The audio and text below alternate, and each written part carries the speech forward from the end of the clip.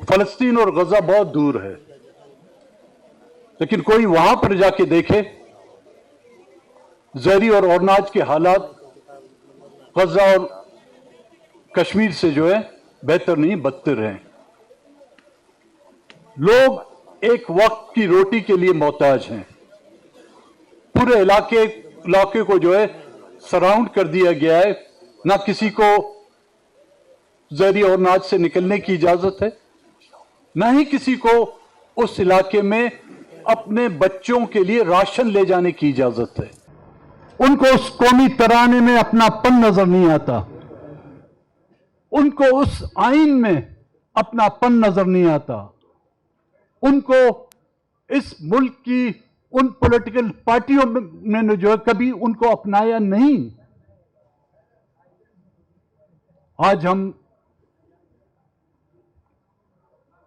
73 के आइन की बहाली या उसकी असल जो सूरत है उस पर बात करना चाहते हैं। माजरत के साथ इस आइन का हुलिया तो हम देख ले पहले। इसका हुलिया किस अंदाज में बिगाड़ दिया गया है। Sorry to use these words. This constitution has been raped not once, not twice, I don't know how many times. इज्तिमाई ज़्यादती की गई इस आइन के साथ, इंसाफ के तराजू के नीचे इसके साथ इज्तिमाई ज़्यादती की गई। पार्लियामेंट के अंदर मोहम्मद अली जिन्ना की तस्वीर के नीचे इस आइन के साथ इज्तिमाई ज़्यादती की गई। इस अल्लाह के 99 नामों के नीचे इस आइन के साथ जो है इज्तिमाई ज़्यादती की गई। कोई इस इज्तिमाई ज़्यादती में शरीक थे, कोई इस इज्तिमाई ज़्यादती पे तालियां बजा रहे थे। आज आप देख लें, मैं दूसरे सूबों की बात नहीं करता, मैं बलूचिस्तान की बात करूंगा आपके सामने।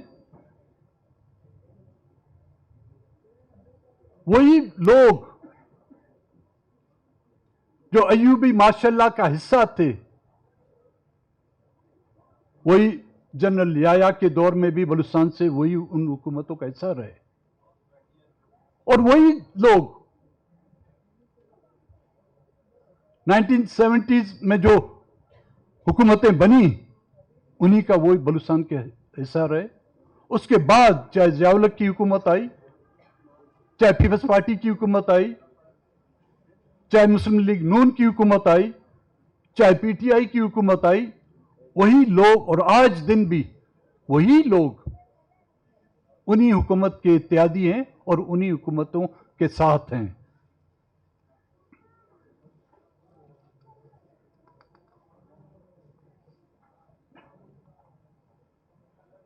और वो आइन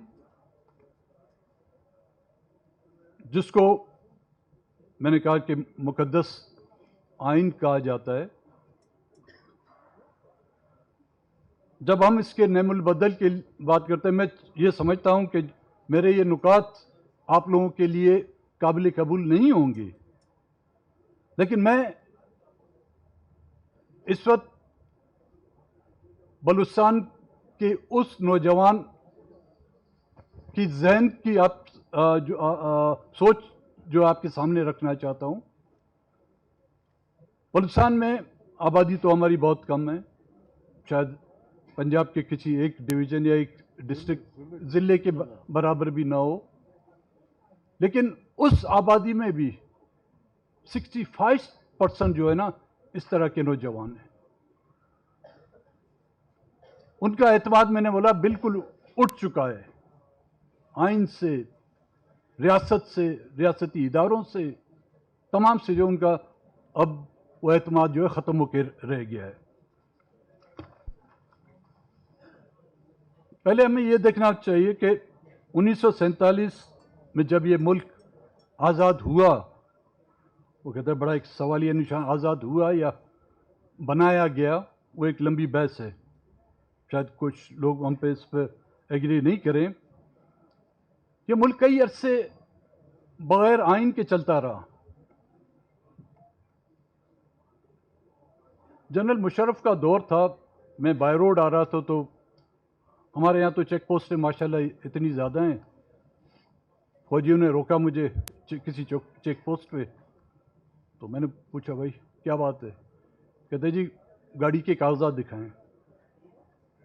تو کاغذات تو تھے، میں نے بولا چلو تھوڑا اس کی بھی تفریح لے لیتا ہوں. تو میں نے کہا گاڑی کے تو کاغذات تو نہیں ہے میرے پاس بھائی. کہتا ہے کاغذات نہیں ہے آپ کے پاس؟ میں نے نہیں. کہتا ہے بغیر کاغذات کے آپ گاڑی کیسے چلا سکتے ہیں؟ تو میں نے بولا آپ لوگ بغیر کاغذات کے جو ملک چلا سکتے ہیں، میں گاڑی نہیں چلا سکتا. مطلب بغیر آئین کے آپ لوگ ملک چلا سکتے ہیں، ہم ایک گاڑی بھی نہیں چلا سکتے. ایک ٹریفک کا سگنل توڑ دیں تو اب قابل جرم ہے، لیکن اس ملک کا آئین توڑے وہ بری الزما ہے. اس کو استثناء بھی حاصل ہے، اس کو جو ہے گارڈ آف آنر بھی ملتا ہے، اس کو تمام وہ مراتیں ملتی ہیں جو ایک اعلیٰ ایلیٹ کلاس کو جو ملنی چاہیے.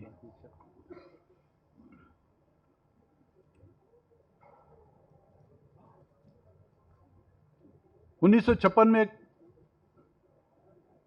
آئین بنایا گیا تھا اگر میں غلط ہوں، اور پھر اس کے 6 سال بعد 1962 میں ایک دوسرا آئین بنایا گیا. نہیں چل پائے. 6 سال کے بعد ایک نیا آئین 1962 میں لایا گیا، وہ بھی نہیں چل پایا. کیوں؟ کیونکہ اس وقت 2 صوبے بنا دیے گئے تھے، ایک مشرقی پاکستان، دوسرا مغربی پاکستان.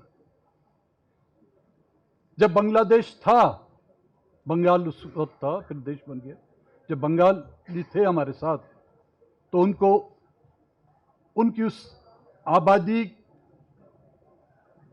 کے تناسب کو برقرار رکھنے کے لیے ہم تمام دوسرے صوبوں کو جو ہے اکٹھا ملا کر ایک صوبہ بنا دیا، اس کا نام 1 یونٹ رکھ دیا گیا. لیکن جیسے ہی ایسٹ پاکستان بنگلہ دیش بن جاتا ہے، فوراً 1973 کا آئین آ جاتا ہے. ملک ایک جنگی حالات سے گزر چکا تھا، ضرورت بھی تھی ایک آئین کی، مجبوری بھی تھی. ہمارے اکابرین نے اس بات کو سامنے رکھتے ہوئے کہ ان حالات میں ہم وہ کچھ نہ کریں، اور کئیوں نے اس پر دستخط کی، کئیوں نے اس انوگریشن میں جو ہے آئین کا جو جشن منایا جا رہا تھا اس میں حصہ بھی نہیں بنے. کرتے بھی کیا، جو انکاری تھے، جو نہیں مانتے تھے، ان کے پاس اور چوائس ہی نہیں تھی. خواتین بیٹھی ہوئی ہیں یہاں پر، انگلش میں کہتے ہیں when the rape is irresistible, relax and enjoy. تو we've been enjoying اس 1973 کے آئین کو جو ہم انجوائے کرتے رہے ہیں.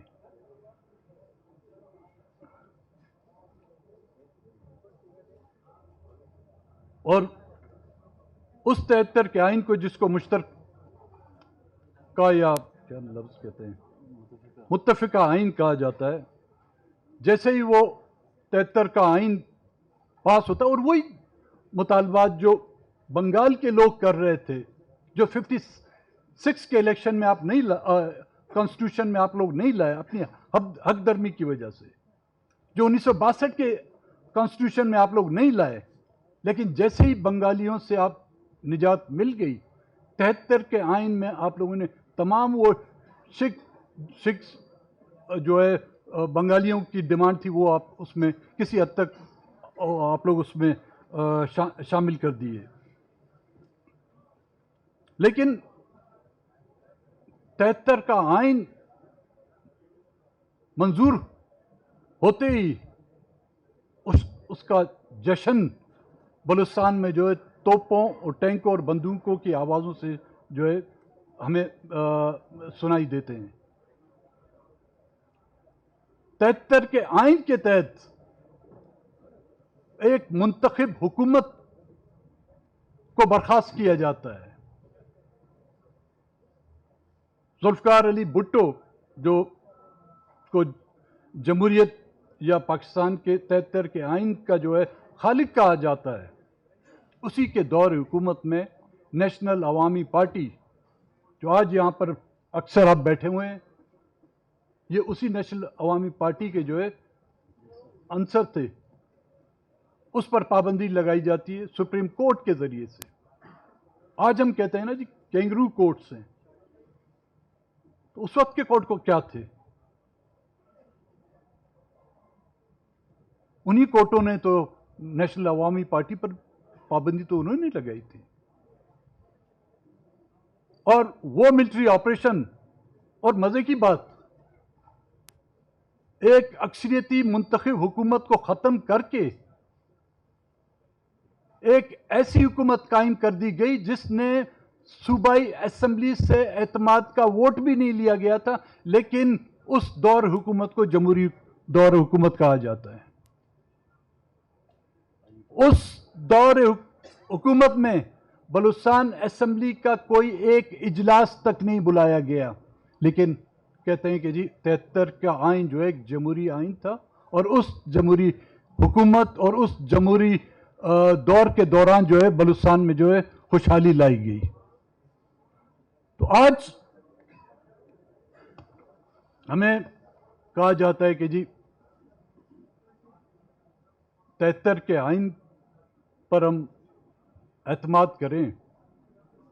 میرا یہ سوال ہے، میں یہ بحیثیت ایک کمپوننٹ تحریک تحفظ آئین پاکستان کے حوالے سے نہیں کر رہا ہوں، میں بلوچستان کے حوالے سے یہ سوال کرنا چاہتا ہوں کہ وہ 73 کا آئین جو میری ماں بہنوں کی عزت نہیں بچا سکتا، وہ 73 کا آئین جو اپنے آپ کو بچا نہیں سکتا، وہ 73 کا آئین جو بلوچستان پر ہونے والے 5ویں ملٹری آپریشن کے نتیجے میں ہلاک شدگان، شہید شدگان کے ورثاؤں کو جو انصاف نہیں دلا سکتا، وہ 73 کا آئین جو چادر اور دیواری کے اندر ہماری ماؤں بہنوں کی حفاظت نہیں کر سکتا، کیا یہ 73 کا آئین پول صراط کے طور پر ہمیں جنت میں پہنچا سکے گا؟ نہیں۔ میں سمجھتا ہوں 73 کے آئین کو اب ہم جتنی بھی جان ڈالیں، وہ 73 کا آئین جو اپنے خالق کو نہ بچا سکا۔ اپنے بزرگوں کو سڑکوں پر ان کی پگڑیاں اتارتے ہوئے دیکھی، جب تک ہمیں صبر ہے ہم صبر کرتے رہیں گے، لیکن خدا نے بھی صبر کی ایک حد رکھی ہوئی ہے، تو خدا کے لیے ہمیں اس حد کو پار کرنے تک نہ لے جائیں۔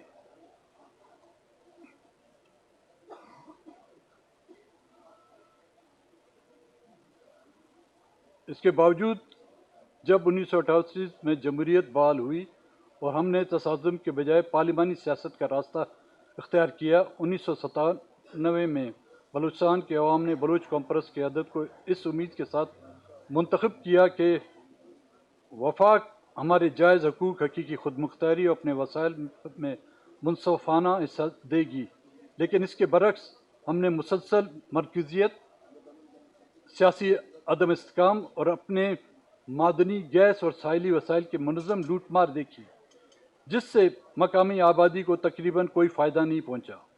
2006 میں نواب اکبر پوکتی کی شہادت نے اس خلیج کو مزید گہرا کر دیا۔ جبری گمشدگیوں اور اجتماعی سزاؤں نے ریاستی مرکز کے اخلاقی ساکھ کو شدید نقصان پہنچایا۔